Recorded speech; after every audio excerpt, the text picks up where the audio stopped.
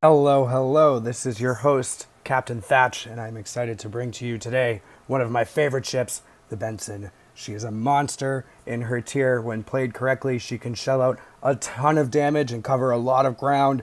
She can be super useful because she is so damn versatile. So let's jump on in and show you guys the goodies. I'm sure you guys have seen this map before. We're going to jump in, grab not one, but two caps. We're going to drop a Benson all in the first minute and 30 seconds. You're going to note that Fletcher just threw out all of his torpedoes on our allied Fletcher. We're going to hunt him down. He is basically defenseless against us. And without too much effort, we're going to wind up sending him back to port. You're going to notice that this CV is pretty good. He's going to snipe out our allied Fletcher right about now. I get my broadside torps off on this enemy Fletcher. See you later, tit for tat. We're both down 2 destroyers about 2 minutes in. Here we are engaging an enemy Tirpitz from range. Those torps are way too short range for me. I'm too far away from him.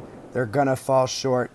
I get a lucky fire on him, soak up some damage, force a damage con. He lets it burn. I'm going to push that Benson away from this cap so we have a 3-1 cap advantage. This is crucial in this match right now.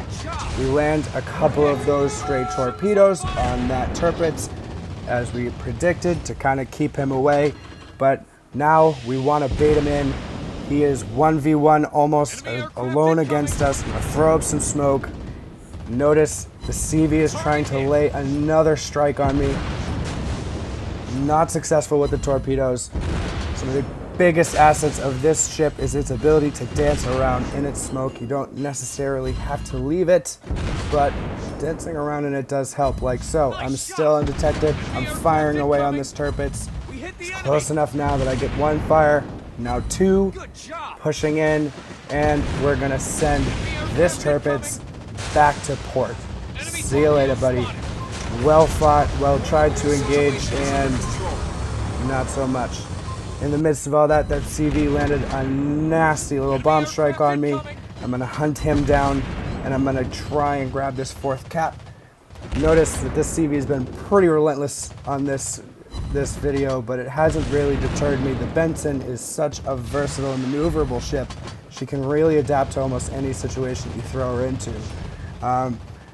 So that being said, a CV didn't really even stop me from doing what I needed to do, flipping the 4th cap in this match and racking up 6 figures of damage, catching a permafire on that Lexington and sending her back to port. She will, in her dying breath, get one last bomber squadron off and finish me off, but to no avail. Because of the dominance and the cap control, this is where the Benson excels. Her ability to just adapt to any situation with all those consumables, even though they're just level 1 consumables, they are hyper versatile. You can get thrown into the middle of the match like right here. You have 5 ships surrounding you. 2 destroyers, one is a Leningrad, one's a Mahan, a cruiser being a New Orleans, and 2 German sonar battleships in the back, and a CV that is actively trying to strike. May have noticed that the CV missed with those torps right out the gate. I'm going to pop my smokes. This is where the Benson is just absolutely devastating to the enemy team. Look at my position. I am just hogging all of this crucial area. There's the Leningrad's torps on a wild miss. Right through the other end of my smoke. Like I said, guys, just moving around just a little bit. That Mahan is going to push in and try and challenge me. I'm going to try and shove him off with some torpedoes. A salvo, still staying undetected. They can't see me. They can't shoot me. That Mahan knows torpedoes are coming. I'm focused on him. I saw him coming. He knows he has to turn off and disengage. That New Orleans also does not have torpedoes. He knew better. He turned off and disengaged. There's 3 ships in the last minute that have turned off just with smokes and a simple salvo. Nice shot. Flash forward 2 minutes. Another smoke break. We're going to catch the Scharnhorst pushing up. And see you later. She's going to wind up going back to port. She's going to eat a whole bunch of torpedoes because she got a little too aggressive. The Naizanu She had her sonar on from range. Watch this. You're going to see this sharp turn right here. Got all those torpedoes.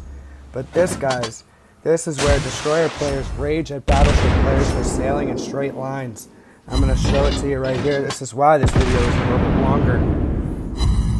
This Naizanu is trading shots with a Benson from about 5 kilometers. You notice the secondaries are starting to kick in, but I kick out beyond that 5 km range, so he doesn't really have that option available to him. His torpedoes, not going to make it. I kick it out another kilometer. I start getting a fire.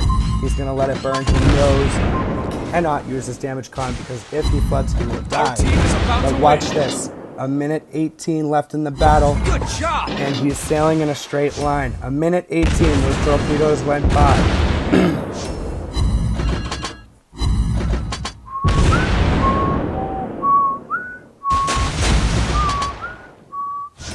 Enemy ship locked.